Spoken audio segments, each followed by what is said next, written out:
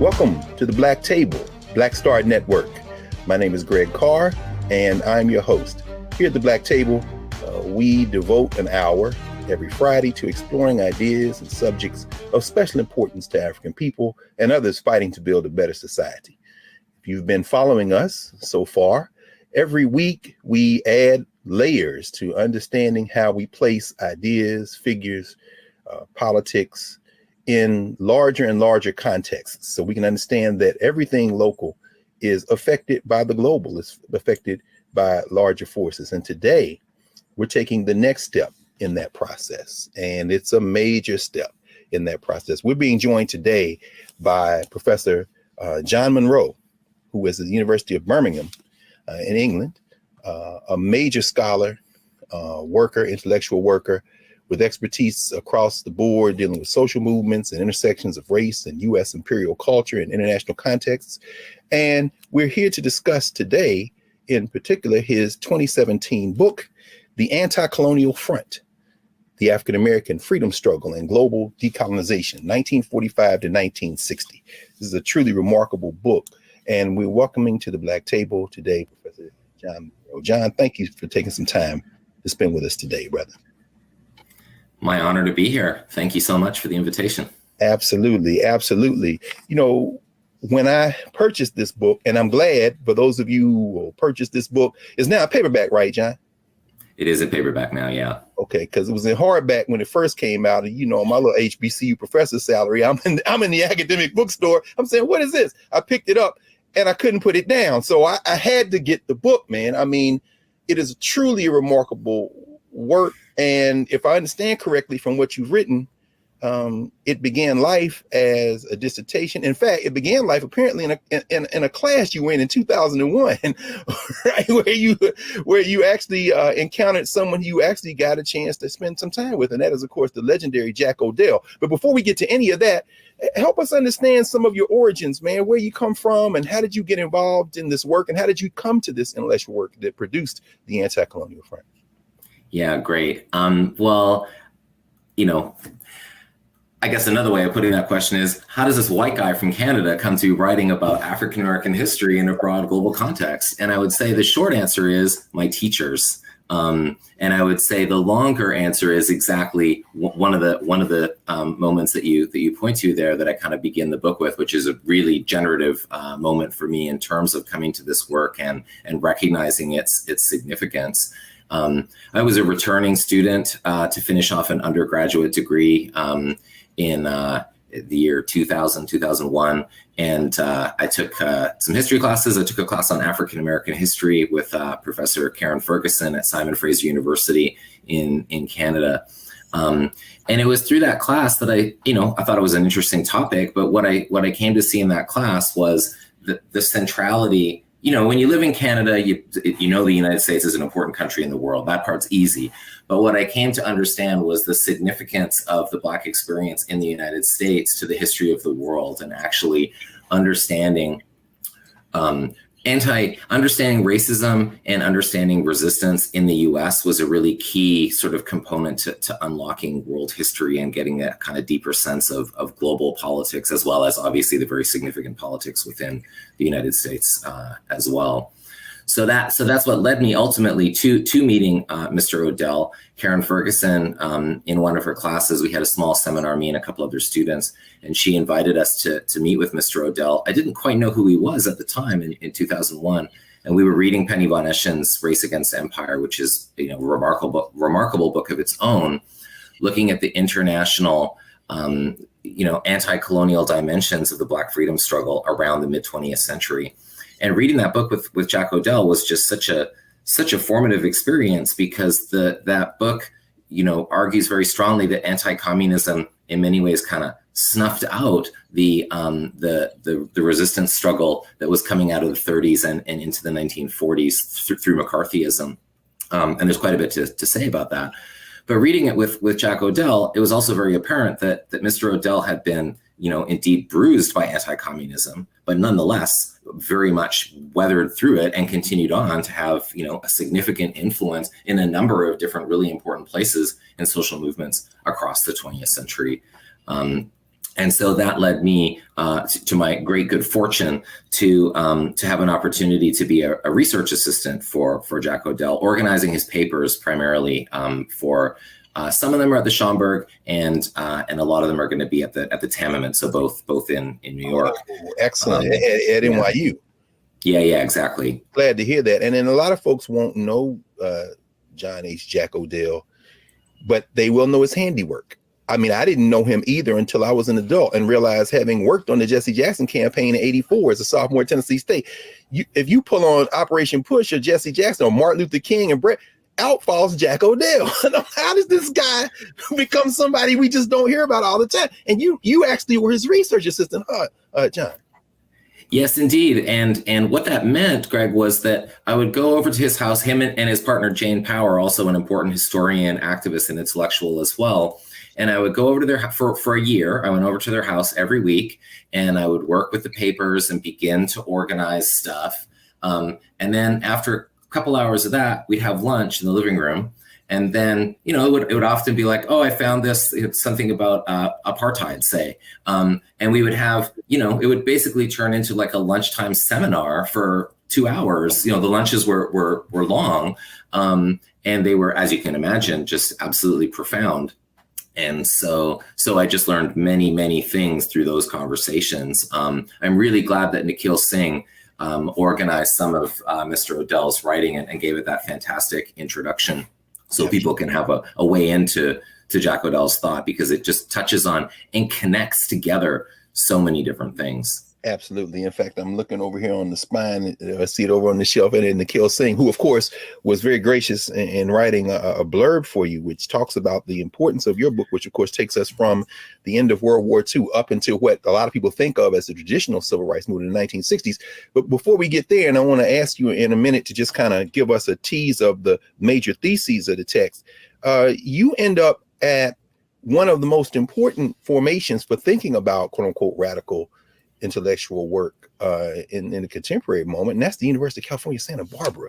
I mean, I teach Cedric Robinson's Black Movements in America every semester in my Introduction to African Studies class, and Howard Winan was actually on faculty at Temple when I was there. But you opened the text by devoting it to Nelson Lichtenstein, of course, the great labor historian and social movements historian.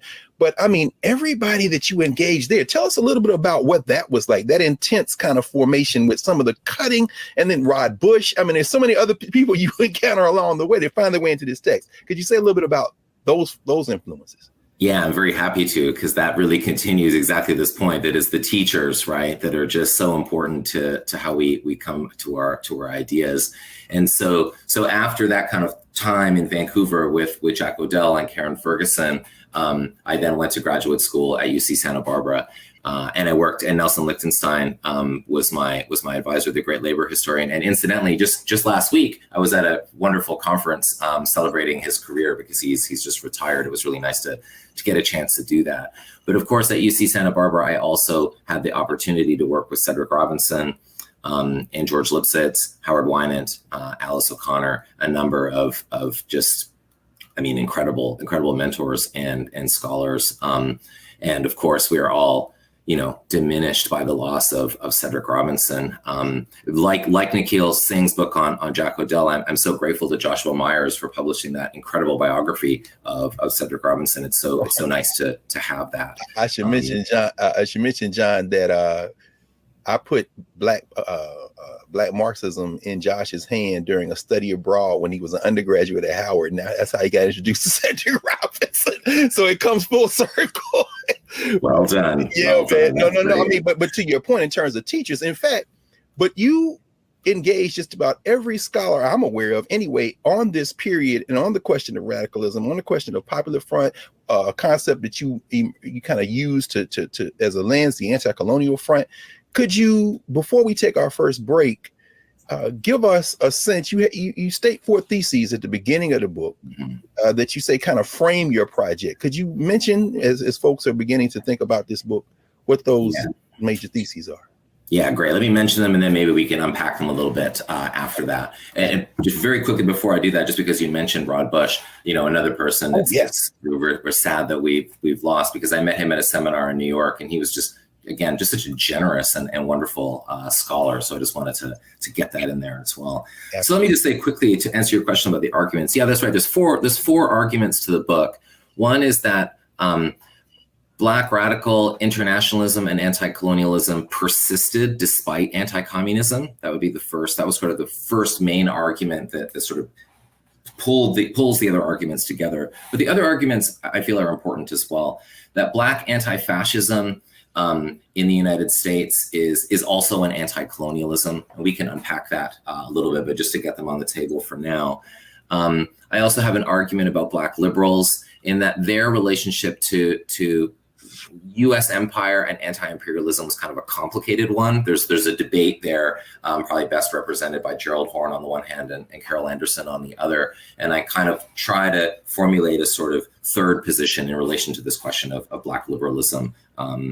And finally, the relationship between colonialism and the Cold War. That's the kind of largest, most global sort of argument that I want to engage in. In retrospect, not necessarily as thoroughly as I might have, because I was still thinking about that one. But I wanted to say something about the way that the Cold War is sort of gets all the attention in terms of global dynamics after World War II, but actually it's the colonial, anti-colonial dynamic that matters the most.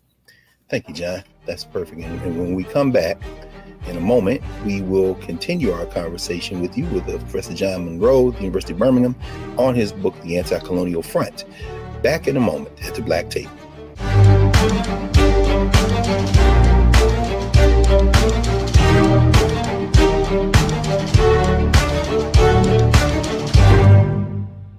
This is pioneering a new era of social media for the creator economy. This next generation social media app with over 600,000 users is raising $17 million, and now is your chance to invest. For details on how to invest, visit startengine.com/fanbase or scan the QR code. Another way we're giving you the freedom to be you without limits.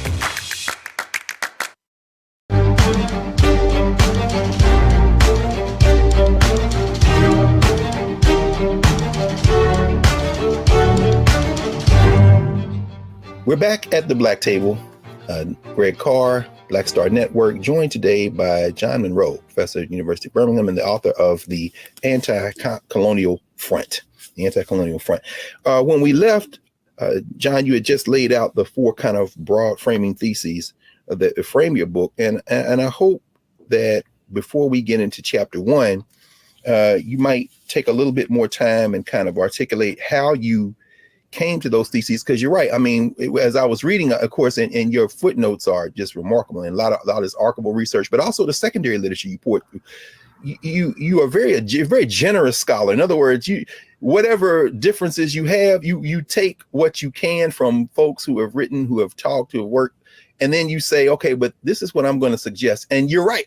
Immediately between Carol Anderson with Bourgeois Radicals and Gerald Horne, you don't really, could you walk us through this? And for folks who might not know what we're talking about so far, one of the things that you really emphasize is you can't understand here in the United States, for example, Brown versus Board of Education, the Montgomery bus boycott, any of the so-called civil rights movement without framing it against what is happening in the world after the end of World War II, the formation of the international imperial structures that kind of renew themselves, the UN, the World Bank, the International Money Fund, however you want to put it, and all of the anti-colonial movements that are opposing the colonial reconfiguration that happens after World War II. Could you help us understand why that period from 1945 to the 1960s is so important, and why we don't talk about it as much as we should? Because, here in the US, we think about boycotts and marches, and it's like, you can't understand that without the global context. Yeah, great. That's that great question. It's a lot to connect. I would maybe start by saying that the anti-colonial struggle resumes the very day that World War II ends. So when victory in Europe is being celebrated with the surrender of the Nazis, that very day, Algerians begin to mobilize and march for independence in May of 1945. In the Pacific Theater, the very day World War II ends, as the Japanese forces are signing the instrument of surrender in Tokyo Bay. That's the very day that Ho Chi Minh in Bandung Square in Hanoi proclaims Vietnamese independence. So this international context that you're talking about, I agree. Of course, it's hugely important, and it begins immediately. I mean, kind of symbolically in that sense, on the very day that World War II ends in each theater. So this frames and kind of connects a number of issues that are happening in the United States. And of course, the Black freedom struggle in the United States, as your viewers will know very well, does not begin with Brown versus Board of Education. The Black radical tradition and other traditions of Black resistance go back to 1619, if you want to date them to there, but in different sort of articulations over time.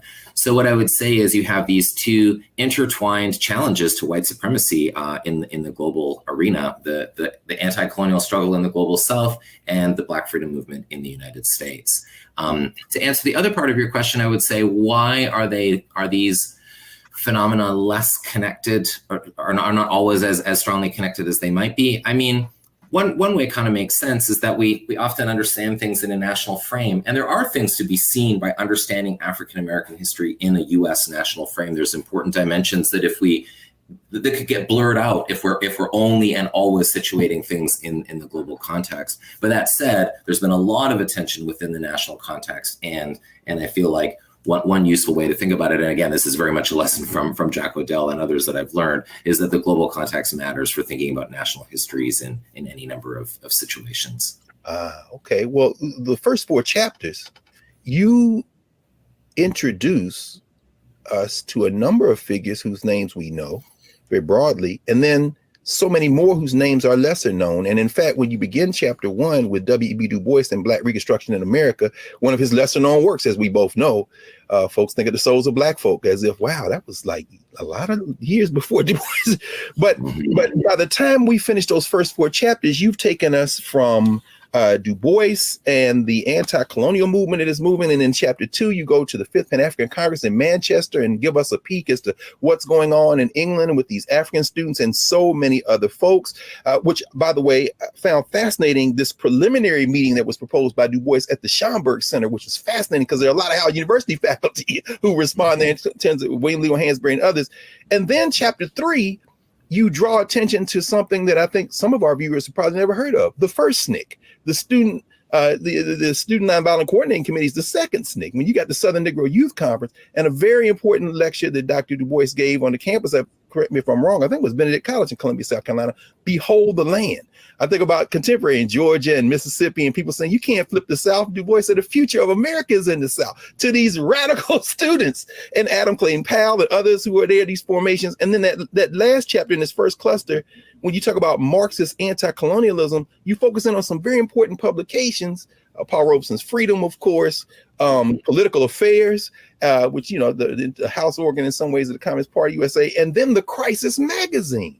I mean, help us understand how these figures who we often hear about, Paul Robeson, W.E.B. Du Bois, Jackie Robinson, who we'll talk about in a bit later, how they connect to this larger world, and how we really can't understand what we're usually taught in this country about them without placing them in this context you've placed them in. Yeah, great. Again, a lot of things to connect up here, but I think Dr. Du Bois is at the center of much of this. And, it's interesting, you write a book and then some time passes. And then if you think back on it, because, when I was so grateful to get your invitation to speak with you, I was thinking, okay, I got to think, to the book. It's been a little while since it was published. Sure. And I feel like one of the through lines of the book is actually Black Reconstruction. I kind of begin that first chapter with it, and it keeps coming up in different places. And the analysis that Du Bois puts forward there, of course, again, clearly one of the most important generative social histories we have, full stop, but that also puts abolition democracy during Reconstruction in a very international context and looks at it very much as a challenge to imperialism as well as a challenge to white supremacy in the South. And so there's, a connection there to his Behold the Land speech in 1946, in which he's arguing exactly as you say, the South is the center of this, and the fight must be won in the South, but also in order for that larger global struggle to also be successful as well. And Du Bois, of course, is in Manchester. So his papers, for other researchers who are looking at this that may already know, but if you don't, Du Bois's papers is one, wonderful source that kind of brings a lot of this stuff together, particularly through Du Bois's correspondence, because he was the one who was, corresponding with so many figures every day, basically throughout and well beyond this period. Now, those publications you mentioned, those were crucial to me for exactly establishing this ongoing, this kind of continuity of resistance that takes place, because of course those years of McCarthyism were really hard on progressive, leftist, anti-racist, internationalist activists. And Paul Robeson, of course, and W.E.B. Du Bois are among the most famous for having their passports taken away. Others like C.L.R. James and Claudia Jones were, of course, deported. Esther Cooper Jackson and James Jackson's family suffered, directly through repression within the country. There are, of course, many examples of this.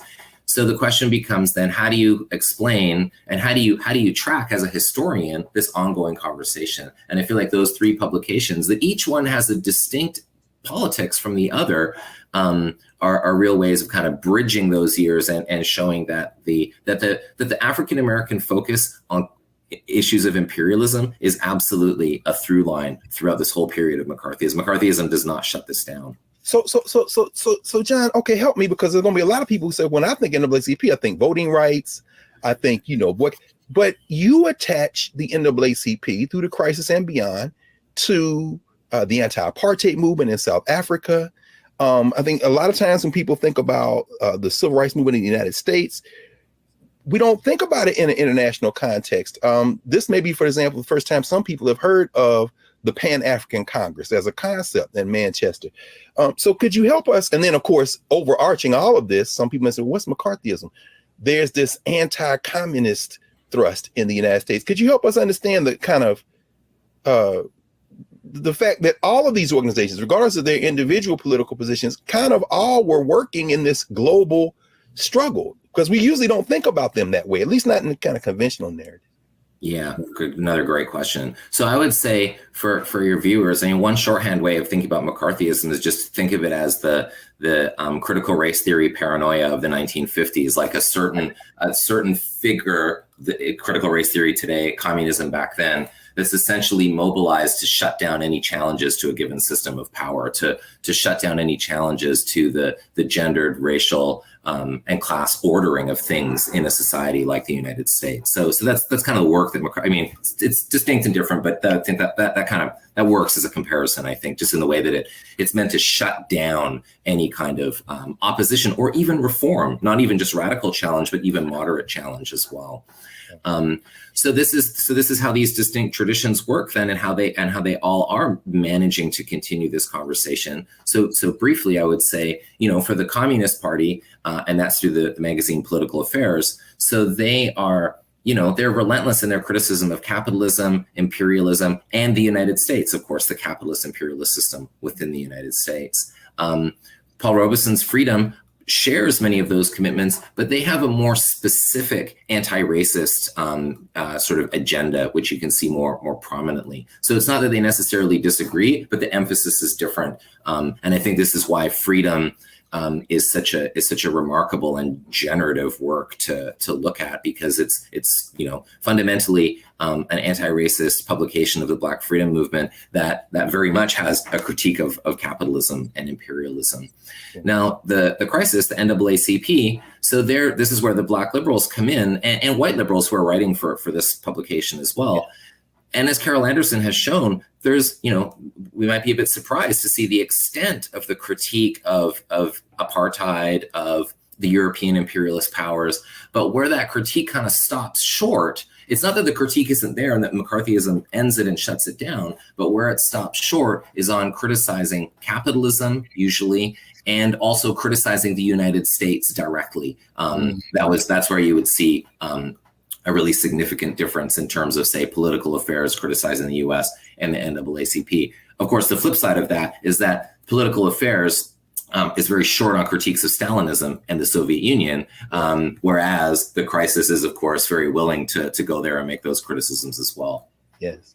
Well, We're going to pause here, John, just for a second to take a break. And when we come back, let's dig deep in that, because when you get to chapter 5, you really do put this on the table, this confrontation with some of the contradictions here in the United States that these freedom fighters are fighting. And then we'll talk more about that in a moment. When we come back here, the Black Table, Black Star Network, Greg Carr, back in a moment.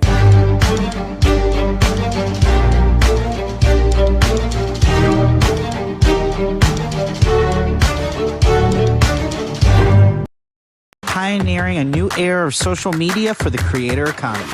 This next generation social media app with over 600,000 users is raising $17 million, and now is your chance to invest. For details on how to invest, visit startengine.com/fanbase or scan the QR code. Another way we're giving you the freedom to be you without limits.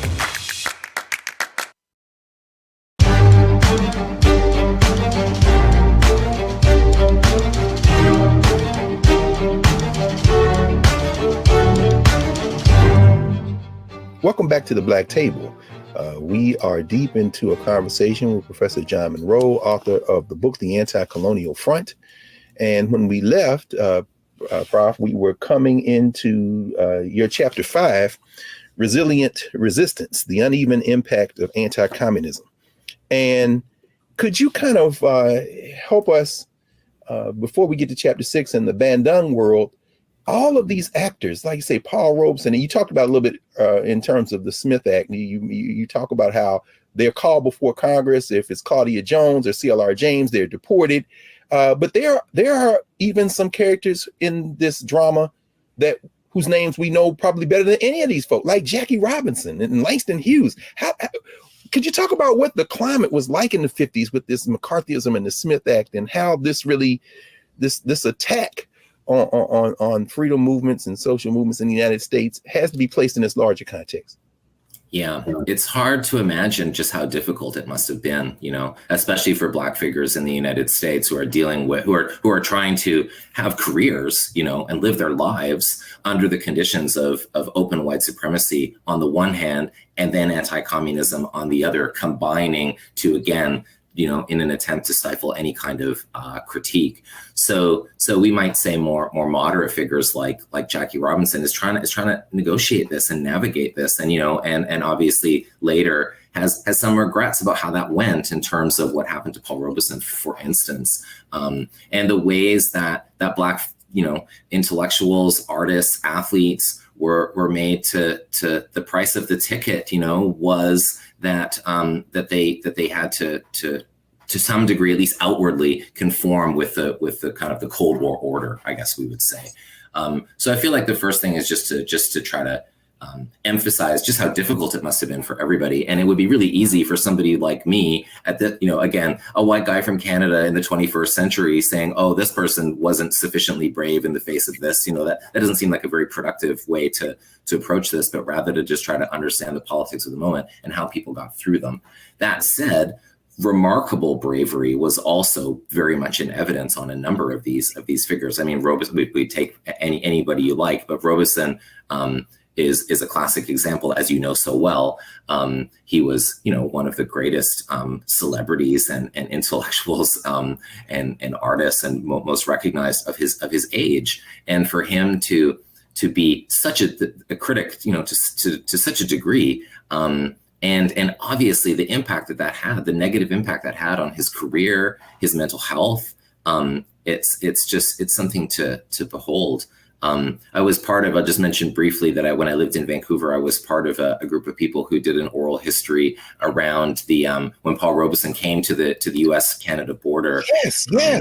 And sang, and we had an event to sort of mark the 50th anniversary of that. And Danny Glover came, and he gave the same speech that Robeson gave back at the time, and it was just absolutely so moving and so remarkable. So this was the politics of the moment, and this was how a number of these figures, Jack O'Dell and Claudia Jones, of course, is deported. But what does she do when she gets to the UK? Resumes organizing, founds the Carnival, becomes one of the most important figures in the anti-racist fight there as well. Yeah. So this global dimension matters. And many of the activists in the Black freedom struggle continue to insist on its importance throughout this whole period, despite the real difficulties that were put in front of them. Absolutely. In fact, let's take it international for the remaining few minutes of this block. And of course, because this is everywhere, streaming everywhere, shout out to the homies in Notting Hill and the Carnival and Claudia Jones, who, as we know, Carol Boyce Davies in her book reminds us, is buried in the same cemetery left of Karl Marx, literally. So, man, but by the time when you dig into the Afro-Asian Conference, the Bandung Conference, Bandung World. I mean, think about, Malcolm X, who was in prison as part of this, listening to Paul Robeson recordings, modeling speech after Paul Robeson, friends with Adam Clayton Powell, who is, finds himself caught up there. And then Richard Wright writes a whole book could you talk a little bit, not only about the Afro-Asian Conference and the meaning of the Bandung World, with a lot of leaders whose names we know, but then in the following chapter, one of the folk who is involved in the Pan-African Conference of 1945, Kwame Nkrumah, sends a call out for everybody to come home, and Alphaeus Hunton and Dorothy Hunton and then Du Bois's and Maya Angelou end up in Ghana of all places. And then by the time you walk us through that, could you help us understand and continue to expand that global network that you so brilliantly map out in these chapters? Thank you. Yeah, I mean, the connections from Bandung to Accra are multiple, from Indonesia to Ghana. And, this conference in Indonesia, it's so important. It's the decolonizing world announcing their agenda, announcing their presence, insisting on the importance of colonialism, and challenging both of the superpowers to kind of reframe, we might say, global politics away from an East-West conception of, capitalist West versus communist East, but to a North-South, a more familiar to today's world, a North-South kind of conception of global North, global South, again, putting that imperial dynamic very much to the fore. I mean, the participants at Bandung were, they certainly were not in one mind about any number of things. How could they be? They had different perceptions. Zhou Enlai from China is there, for example, very much part of the communist world. The representatives from the Philippines are more aligned with the United States. There's all kinds of, no shortage of tensions, but nonetheless, an insistence. And again, just to think about the importance of putting racism front and center in world politics, as a shaping global force. It's really significant. And so, of course, Kwame Nkrumah, the Ghanaian activist who had spent time in the United States, of course, as well previously, and was at the Manchester Congress. Kwame Nkrumah, goes on to lead. So he's engaged in the struggle, of course, against British imperialism, which is ultimately successful in 1957. And that independence celebration alone, even just the moment of independence, Dr. King goes to see for himself, and he's very struck by what he sees as well. And Louis Armstrong, which I always find fascinating, man. I mean, what do you think it was like, John, for Richard Nixon to be the U.S. delegate, and he gets there and finds all these Negroes from the United States hanging out with their African cousins? That must have sent a shockwave through as you write about. I mean, what's the response? I mean, because you talk about the kind of propaganda campaign the United States tries to mount to kind of blunt some of this. Yeah, absolutely. And there's that story, it might be apocryphal, but about Richard Nixon.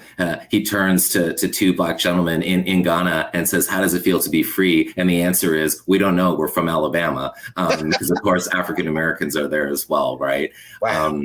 So yeah, absolutely. It's an absolute kind of nodal point in global racial politics at this time, and precisely as you say, people begin to flock there to see and to participate in this new society. George Padmore, Malcolm X, Shirley Graham Du Bois, many people go there to see it, but also to help build it and to make a kind of a new society that might do something different from all of these centuries that have led to the racial capitalist order at that point. Ultimately it's overthrown, of course, but there's that moment. It's important to hold that before getting to the story of the overthrow. There's that moment from 57 to 66 in which real possibilities are there. Yeah, Again, I'm astonished at your ability to weave everybody. I mean, you mentioned Carter Woodson, of course, who ironically becomes caught up in U.S. empire building in the Philippines as a young man, as a teacher in the Philippines. But that period that you mentioned, again, all these young people, Jillian Mayfield and Maya Angelou, so many others, David Levering Lewis, who ends up going there. But could you mention, as a name you mentioned that some of our folk may not be as familiar with, and that's the brother from Trinidad, George Padmore. Could you say a little bit, because you write a lot about Padmore in here. Could you say a little bit more about him? Yeah, Padmore is really important. So he's in Manchester again in 1945. He'd already been an activist. He'd been in the U.S. before that. He'd been in Germany before World War II as well. And a couple of things about Padmore are really significant. So Padmore is an anti-fascist who sees fascism as a kind of colonialism. Many on the left, of course, many liberals are obviously anti-fascist during World War II. It's the war against the Nazis, of course. But what Padmore is careful to do is to say, okay, yes, this is an enemy that must be fought, and he's a very principled anti-fascist. But let's not let something like British imperialism off the hook as we do that. Let's rather see, without collapsing them into the same thing, the British Empire is not Nazi Germany, but let's see the kinds of structural resonances between them and insist on those as part of our politics. So he's just incredible at weaving a kind of nuanced, but nonetheless but very well explained sort of politics throughout. And he goes to Ghana, and he's a really important figure and really close to Kwame Nkrumah in building the new Ghanaian society after 1957. And then, as you say, John, and this is, I think, is interesting, bringing it kind of full circle as we kind of tease what we're going to talk about in the final block.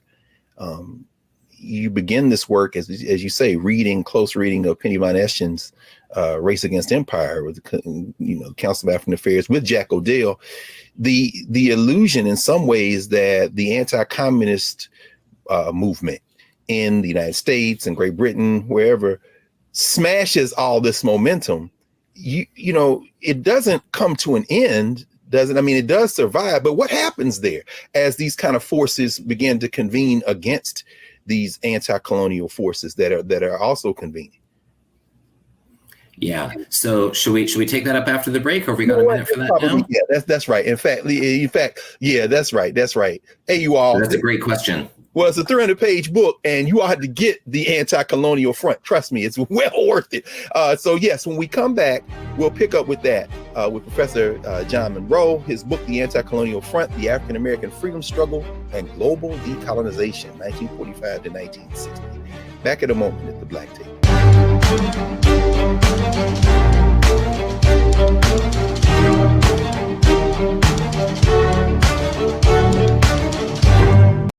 Is pioneering a new era of social media for the creator economy.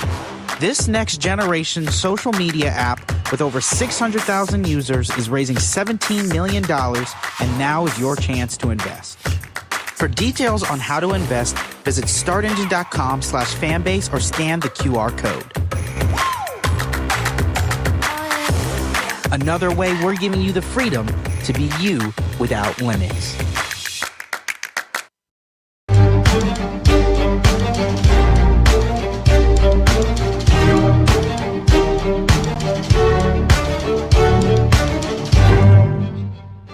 We're back at the Black Table in our final segment session with Professor John Munro, University of Birmingham. And when we left, we were just about to get into the reaction to this global anti-colonial movement. There were a lot of Black people involved, but there were a lot of non-Black people involved. So, John, help us, man. What happens to this movement? Because a lot of people are hearing about this movement for the first time, man. Yeah, sure. I mean, you can see, people like Stokely Carmichael would be a good example, who bring these politics forward, who as a young person are around kind of Communist Party circles and bring these kind of politics forward into the 1960s. The Black Panther Party, of course, is a great example of a kind of continuation of this. Malcolm X is, among other things, a great internationalist, and obviously the influence of his politics, can't be, you can't say enough about the influence there, of course. One place I would point to but to see a bit more specifically the kind of political formation I'm talking about, calling the Anti-Colonial Front and its resonance. One place I would look would be a speech that Martin Luther King gives on the 23rd of February, 1968, on the occasion of the 100-year anniversary of W.E.B. Du Bois's birth. So Du Bois, of course, passed away in Ghana in 1963. But in 68, Dr. King is asked to speak about Dr. Du Bois. And what does he talk about? Black Reconstruction. That's what the talk is about. And it's a conference. It is also a meeting, and it was a meeting that was organized in part by Jack Odell as well, and the Freedom Ways group, who comes sort of kind of another generation coming out of the Freedom publication, are there. And it's widely available. People can look it up, the speech that Martin Luther King gives there. But in fact, I think they published it in was it after they did it in Freedom Ways? It came out in Black Titan. Was it honoring Dr. Du Bois? Yeah, there you go. Exactly. And how does he honor Dr. Du Bois? But by talking about Black Reconstruction. And again, it's kind of, critique of capitalism and internationalist vision, which of course Dr. King all the more embodied by this time, given his criticisms of the Vietnam War. So I feel like that would be one, if you want just one, text that sort of brings some of this together in the later 1960s, I think that would be a good example, as well, of course, as the ongoing beyond that activism of Jack Odell to the end and beyond of the entire century. In fact, that's perfect, John, as we kind of begin to wind things up. At the end, in the epilogue of the book, you talk about, you raise this, you make this assertion. You say, if neoliberal times are imperial times, there are also tragedies. And you talk about the fact that, the price of freedom, the price of liberation is really struggle. And the tragedy in some ways is the price of freedom as well.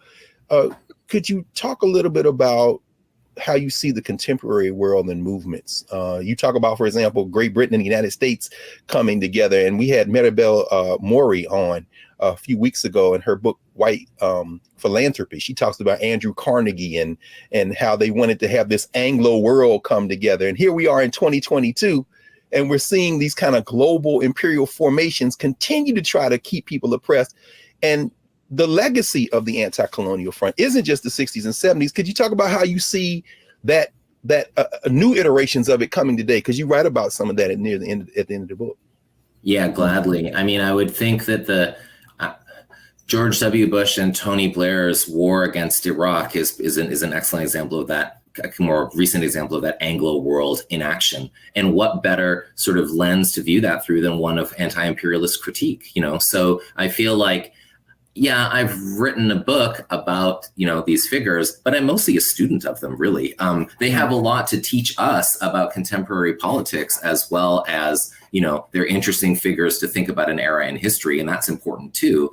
But I feel like a critique of gendered racial capitalism, and to see neoliberalism through that lens as well. We too often, I feel, see neoliberalism as solely a kind of articulation of capitalism. And of course it is, but to understand capitalism without race, for instance, is just to diminish our analysis and make us less able to challenge the kinds of, inequalities that we might want to contest. So I feel like seeing neoliberalism in an imperial context as an ongoing, it's not the same thing, but it's only understandable as a more contemporary manifestation of these longer standing, centuries long imperial kinds of relations, is a way to think through and contest. To have hope in this moment is to learn from some of the people that we're talking about here today, I think. Absolutely. And one of those people, of course, a man you are able to apprentice with,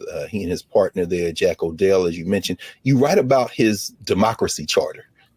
I wonder if you mind saying a few words about what that was, as it speaks to this greater vision of humanity beyond race, beyond class, but certainly grounded in the realities. But what is the democracy charter Jack Odell articulating? How does that capture some of these struggles that we're fighting today? Yeah, great. I mean, it's a kind of political program that he put forward. Some of us organized a conference in his honor in 2005, which Bill Fletcher gave the keynote at, and was a really nice event. And there and in some other places, and there's also, I should importantly note, in the book that Nikhil Pal Singh has edited, there's a copy of it in there, so your listeners can check that out, and I recommend that they do. And it's essentially a kind of I would maybe call it, Jack O'Dell was sort of a child of the New Deal era, and it's sort of bringing forward some of the social democratic spirit of that era. But I would say, very much imbued with more kind of more significant political content in terms of, again, drawing together these structures which sometimes we think of as racism, capitalism, homophobia, sexism, and to think about the way that if we have a concern about any of them, if we have an opposition to any of them, then we need to think about them together. And that's the kind of, with a program of sort of demands, that's what the Democracy Charter puts forward. And I feel like it's a really significant document for all of us to study and discuss and debate as well, not necessarily just to read and agree with. Yes, absolutely. Well, I want to take just a minute or two, because while you're teaching across the pond, you're actually traveling among other places this summer here in the States, to ask you about what you're working on now. Because I know, as Duke Ellington often says, one of those guys with Dizzy Gillespie and Louis Armstrong, they tried to send out to blunt edge some of this stuff. But in the 50s, you said, well, what's your favorite work that you're working on, Duke? He's the next one. So what you working on, man? I would say that a few different things, but the key thing I would say is I'm working on a project that I'm really excited about. It's called the Imperialism Syllabus. And this was something that appeared in digital form on the Public Books website. And myself with a friend and colleague, Radhika Natarajan, who's a historian at Reed College. She's a historian of the British Empire. I'm a historian, of course, of the United States. And it's a public sort of document that appears online, and it's a way of just sort of drawing together some themes about imperialism and suggesting some readings in reference to them. But we're starting to work on kind of shaping this into a book, and it'll be an interesting kind of book because it's meant really for popular engagement. And so we'll be writing up sort of encapsulations of the different themes that we looked at, slavery, settler colonialism, the Cold War, a bunch of different themes that can be connected through thinking about imperialism. So we're working on that, and I will be meeting with Radhika and bringing that project forward. So that's the main next thing at the moment. Oh, thank you, John. In fact, I was thinking about this in terms of using the Anti-Colonial Front in the classroom, and all kind of exercises came to mind. And one of them I thought about was, have students don't touch anything in the book but the index. Go through the index and check off all the names you know, and then say a little bit about why you know them. So, Lorraine Hansberry is in there. Mary McLeod Bethune is in. These are names we know. And then as we go through the book, find out how your vision of it would change. Let me ask you, have you gotten any feedback from folk who have used the book in the classroom or as a teacher yourself? How have your students kind of reacted to the themes you bring up, the scholarship you've done, and the connections you've made? And do you have any words for students, and not just people who are in formal education, but folks just learning generally about how to, undertake this study to understand the relationship between this historical research and our contemporary struggles? Yeah, that index exercise is wonderful, Greg. Thanks for what a neat way to approach any book, really. So I'll be taking that, among other things we've talked about. That'll be one of the things I'll be taking away with me here. Oh. But I would hope that if people are using it in the classroom, that they can talk through exactly some of the things following from your great questions here around making these connections. People know that there was a civil rights movement in the United States. Like my students in the UK certainly know that. And they also know that England had an empire, but they don't necessarily think that there's a relationship between those two things. So I think like kind of some of that connective work, and again, with a mind towards how we're going to challenge these things in the present, as you and I are talking in the wake of several horrific instances of gun violence in Buffalo and in Texas, for example. What are we going to do about this? How are we going to contest this stuff? And when it seems so hopeless. And I feel like looking to some of the figures and some of the examples of people who also worked and operated under very, very difficult circumstances politically are places we might look. Yes. Very powerful way to end it for now, John. And I hope you will join us again, brother, because I had a whole line of questions even around just Lorraine Hansberry that I wish we could have gotten to. So if you can squeeze out another hour to spend with us at some point down the line, I hope you'll come back and join us. But thank you for the time you spent today and for this remarkable work. And for your life of study and practice to date. Thank you for joining us, John. Oh, well, my pleasure. What an absolute, again, honor and treat it is to get a chance to talk with you. Thanks again for such perceptive and wonderful questions. Oh, no, with pleasure, man. Work like this deserves people to pay serious attention to it. So, man, thanks again. Okay, well, we've been joined by Professor John Munro of Birmingham University. We've been discussing his book, The Anti-Colonial Front. I encourage everyone to get this book, to read it, to study it. And we will be back at the Black Table in a moment. We'll clear the table and get ready for next week. Back in a moment, the Black Table, Black Star Network.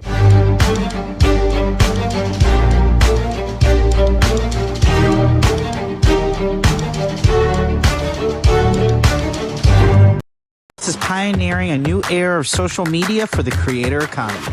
This next generation social media app with over 600,000 users is raising $17 million, and now is your chance to invest. For details on how to invest, visit startengine.com/fanbase or scan the QR code. Another way we're giving you the freedom to be you without limits.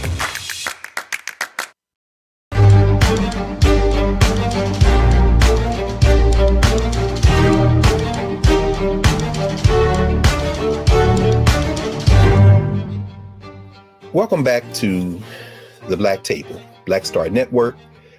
We've spent the last hour with Professor John Munro, author of The Anti-Colonial Front, a remarkable piece of work that reminds us that all of our local lives, our struggles, they really are influenced by the lives and struggles of human beings all over the world.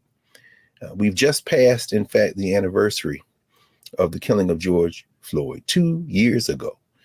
George Perry Floyd Jr., the North Carolina born, Texas bred son of Larcenia Sissy Jones Floyd and George Perry Sr., and father of Gianna Floyd, was murdered by police while calling for his mother in front of Cup Foods, a pawn shop near the corner of 38th Street and Chicago Avenue in South Minneapolis, Minnesota. His murder, coming on the heels of the murders of Breonna Taylor in Louisville, Kentucky, and Ahmaud Arbery in Georgia, set off an international movement. It was called the summer of 2020, The Reckoning.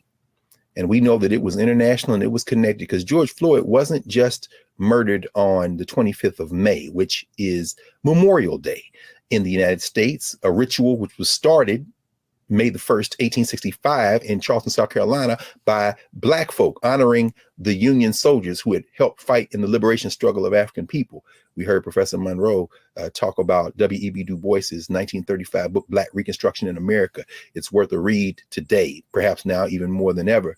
So George Floyd wasn't just murdered on Memorial Day in the United States. He was also killed on African Liberation Day, which is May 25th.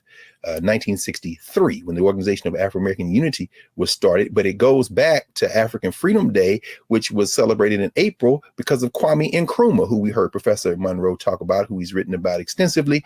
And if you remember, in an earlier episode of the Black Table, we had Professor Abdullah Kalimat, who writes about the African Liberation Support Committee. In other words, today's episode of the Black Table is particularly important because as we think about George Floyd in the United States, we must understand that George Floyd, Breonna Taylor, Ahmaud Arbery, all the victims of violence, whether they be in Buffalo or Texas or California, are all part of a larger global violence that we must all resist all the time. And the more we coordinate, the more we connect, as we've seen in this book, The Anti-Colonial Front, the more we connect, the more certain is our victory. So join us next week at the Black Table. I'm Greg Carr, the Black Star Network. Looking forward